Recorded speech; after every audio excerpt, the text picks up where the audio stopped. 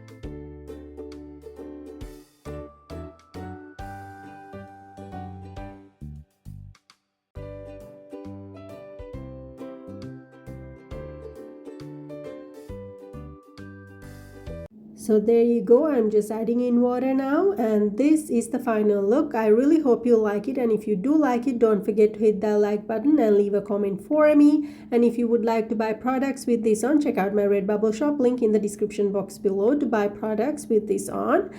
Baby clothes, baby bedding, whatever you want, it's there. And you can even buy the canvases as well, and many other products, not just baby stuff. So then I put some next videos for you as well, including a playlist. And don't forget to hit on my face logo to subscribe to my channel. I bring a video every week, and if you have any requests, comments, questions, let me know in the comments below, and I will try to get those done for you. So then have a great day. Bye.